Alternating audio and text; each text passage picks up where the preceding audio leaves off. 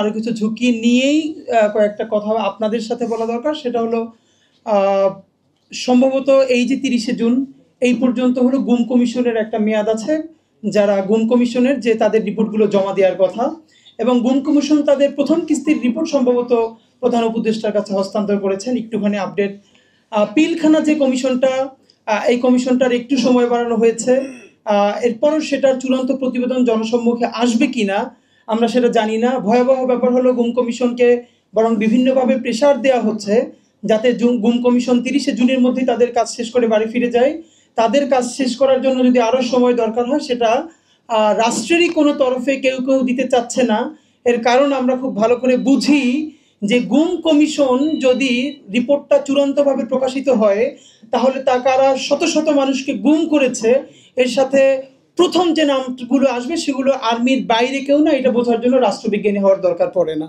দ্বিতীয়ত হচ্ছে পিলখানা কমিশনে তো আমরা ইনফরমালি, হ্যাঁ এটা আমাদেরকে কমিশনের সদস্যরা বলছে না বা তারা প্রফেশনালিজমের জায়গা থেকে বলবেও না, কিন্তু এখানে যারা সাক্ষী দিয়েছেন তাদের অনেকের তরফে আমরা জানি এখানে এমন লোক আছেন, পিলখানা কমিশনের পুরো রিপোর্ট যদি প্রকাশিত হয় তাহলে আর্মিতে এখনো এমনও অনেক যারা উপরে বসে দুধের স্বর খাচ্ছেন এবং বিপ্লবের ফায়দা নিচ্ছেন, তাদের চাকরি তো দূরের কথা, তাদের হাড়গোড়ও থাকে কিনা আইনের কায়দার মধ্যে সেটাও সন্দেহের ব্যাপার।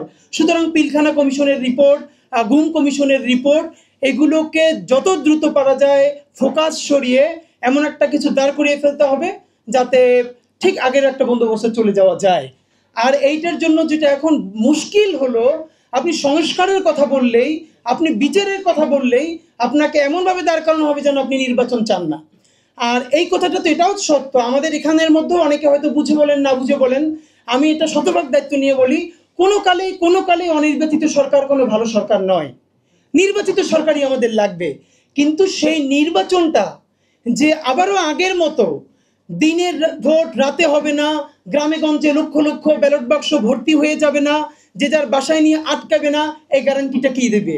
আমি আপনাদেরকে খুব খুল্লা একটা কথা বলে ফেলি, আমরা ইতিমধ্যে দেখি বাংলাদেশের সব থেকে বড় রাজনৈতিক দল তারা অলমোস্ট বাংলাদেশ সেনাবাহিনীর মুখপাত্র হয়ে উঠেছেন, মানে তারা যেটা বলতে পারেন না সেটা তাদেরকে দিয়ে বলান।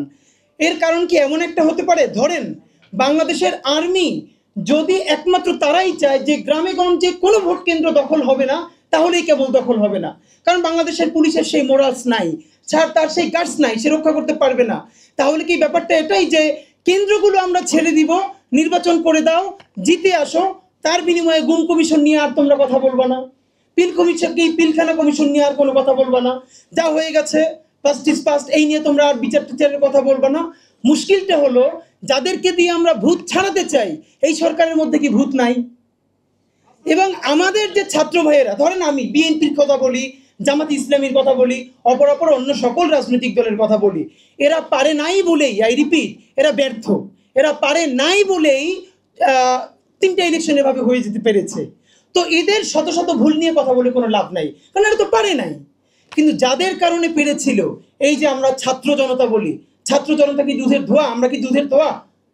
মানে যেই সব ছেলে মেয়ে আজ থেকে 10 মাস আগে 250-300 টাকার টি শার্ট পরতো, কাউকে ছোট করে বলছি না, আমার লাইফ আমাকে বুঝতে হবে, এখন সে যদি সারাদিন মার্সিডিজ বেঞ্জ নিয়ে ঘোরে, সে ব্র্যান্ডেড টি শার্ট ছাড়া পরে না, আমার ফোনটা আইফোন হলে তো আমার আপনার জিজ্ঞেস করতে পারতে হবে যে তুমি ইউনিভার্সিটিতে স্যালারি পাও এই কয় টাকা, তোমার বাসা ভাড়া এই কয় টাকা, তোমার আইফোন দিচ্ছে কে?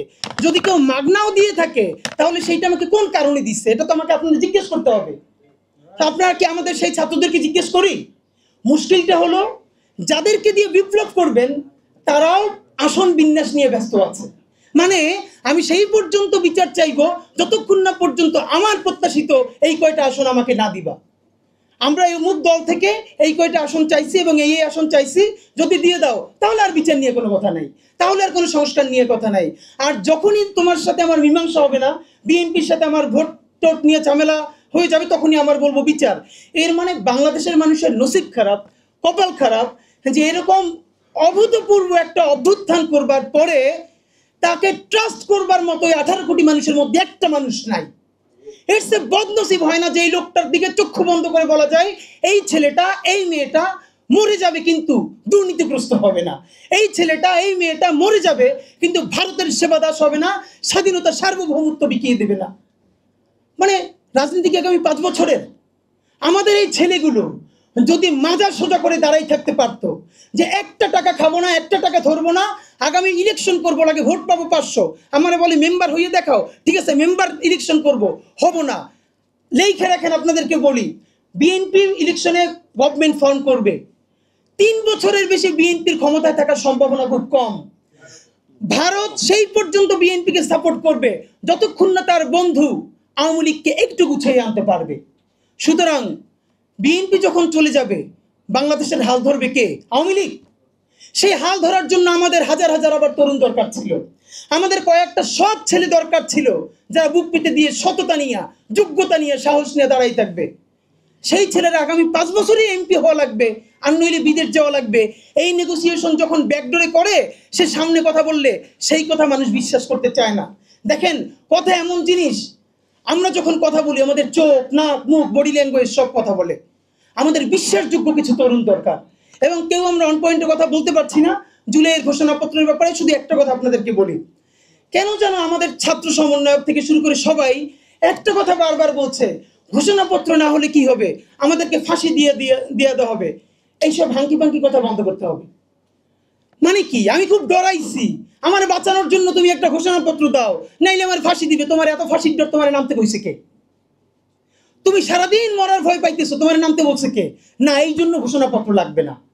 আমাদের ভাইয়েরা শহীদ হয়ে গেছে, আল্লাহ আমাদেরকে বাঁচাই দিয়ে রাখছে দ্বিতীয় বিপ্লবকে সফল করবার জন্য। কিন্তু ঘোষণাপত্র লাগবে এই জন্য, যেই বাংলাদেশের জনগণ 1500-র বেশি শহীদ, তার রক্ত দিল, হাজারো পঙ্গু হইল, অন্ধ হইল, তার স্বীকৃতি না নিয়ে যদি আমি ঘরে ফিরি, আমার মতো নিমুখ হারাম এই প্রজন্মে আর কেউ নাই। সুতরাং আমি নিমুখ হারাম হইতে চাই না। জুলাই ঘোষণাপত্রের কন্টেন্টে কি লাগবে?